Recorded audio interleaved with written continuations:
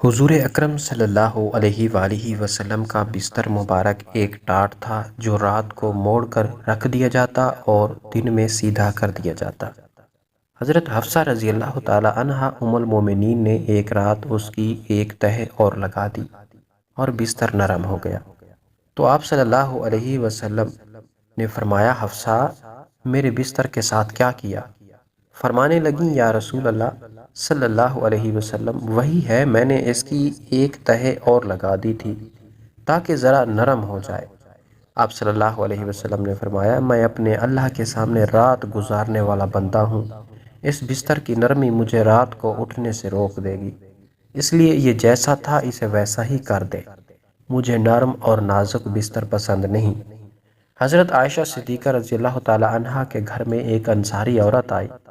اس نے آپ صلی اللہ علیہ وسلم کے گھر میں پھٹی پرانی رضائی دیکھی تو فوراً گھر گئی اور اپنے گھر سے ایک نئی رضائی بھیج دی۔ آپ صلی اللہ علیہ وسلم تشریف لائے اور پوچھا کہ عائشہ رضی اللہ تعالی عنہا یہ کیا ہے؟ فرمایا، یا رسول اللہ صلی اللہ علیہ وسلم، پڑوسن انصاری عورت نے آپ کے لیے بھیجی ہے، نئی اور پھول دار رضائی ہے۔ آپ صلی اللہ علیہ وسلم نے ارشاد فرمایا، عائشہ رضی اللہ عنہا اسے واپس کر دے، مجھے میری پرانی اوڑھنی رضائی ہی ٹھیک ہے، میری پرانی گڈڑی ہی ٹھیک ہے۔ ام المومنین رضی اللہ تعالی عنہا نے عرض کیا، یا رسول اللہ صلی اللہ علیہ وسلم، اس کو رہنے دیتے ہیں، واپس نہیں کرتے۔ تو آپ صلی اللہ علیہ وسلم نے فرمایا، اے عائشہ،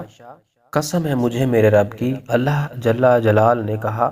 کہ اگر تو کہے تو احد کے پہاڑ کو سونے کا بنا دوں، مگر میں نے خود ان چیزوں کو پسند نہیں کیا۔ اے عائشہ رضی اللہ تعالیٰ عنہ، اسے واپس کر دے، یہ نئی رضائی اور محمد صلی اللہ علیہ وسلم ایک گھر میں جمع نہیں ہو سکتے۔ سائنسدانوں نے تحقیق کی تو نتائج نے سب کو دنگ کر کے رکھ دیا،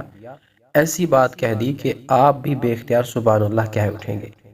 اسلام ایک مکمل ضابطۂ حیات ہے جس میں زندگی کے ہر پہلو سے متعلق رہنمائی موجود ہے، اور ہمارے نبی کریم صلی اللہ علیہ وسلم نے آج سے 1400 سال قبل جو سنت اختیار کی تھی اور ان پر عمل پیرا ہونے کا حکم دیا تھا، آج سائنس بھی ان احکامات کو درست تسلیم کر رہی ہے۔ پیارے نبی صلی اللہ علیہ وسلم نے جہاں سونے سے قبل باوضو ہونے کا حکم دیا تو وہیں نماز سے قبل دانتوں کو صاف کرنے کا حکم بھی موجود ہے، اور سائنس کہتی ہے کہ ایسا کرنے سے انسانی دانتوں کی بیماریوں کے ساتھ ساتھ دل اور معدے کی مہلک بیماریوں سے بھی محفوظ رہتے ہیں۔ نبی کریم صلی اللہ علیہ وسلم کے احکامات اور سنت سے یہ ثابت ہے کہ سونے سے قبل اپنے بستر کو 3 بار جھاڑ لینا چاہیے۔ بظاہر تو ایسا نظر آتا ہے کہ اس حکم کا مقصد بستر پر کیڑے مکوڑوں یا کسی اور نقصان دہ چیز سے صاف کرنا ہے، لیکن سائنسی تحقیق میں ایسا ہوش ربا انکشاف ہوا ہے کہ آپ بھی دنگ رہ جائیں گے اور بے اختیار سبحان اللہ کہہ اٹھیں گے کہ کس طرح نبی کریم صلی اللہ علیہ وسلم نے 1400 سال پہلے ہی اپنی امت کو بچاؤ کے تدابیر بتا دیے۔ سائنس کے مطابق انسانی جسم میں میٹابولزم کا عمل 24 گھنٹے جاری رہتا ہے، جس کے باعث ہر پل سینکڑوں نئے سیل بنتے ہیں اور پرانے ٹوٹتے ہیں۔ حیران کن بات یہ ہے کہ سونے کے دوران جسم میں ٹوٹنے والے سیل بستر پر گر جاتے ہیں، جو انتہائی چھوٹے ہونے کے سبب نظر نہیں آتے۔ اگر بستر کو بغیر جھاڑے سونے کے لیے لیٹ جائیں تو یہ مردہ سیل جسم میں داخل ہو کر کئی مہلک بیماریوں کا سبب بنتے ہیں، اور سائنس نے بھی یہی ثابت کیا کہ مردہ سیلوں کو صاف کرنے کے لیے بستر کو کم از کم 3 بار جھاڑنا لازمی ہوتا ہے، اور ایسا کرنے سے خطرہ ٹل جاتا ہے۔ نبی کریم صلی اللہ علیہ وسلم نے سوتے ہوئے دائیں کروٹ پر لیٹنے کا حکم بھی دیا ہے، اور اس ضمن میں سائنس کا کہنا ہے کہ ایسا کرنے سے دل پر دباؤ بہت کم ہوتا ہے، جس کے باعث دل صحیح طریقے سے کام کرتا ہے اور سونے کے دوران بھی پورے جسم کو خون کی سپلائی بہترین انداز میں ہوتی ہے، جبکہ دل کے دورے کے خطرات بھی کم ہو جاتے ہیں۔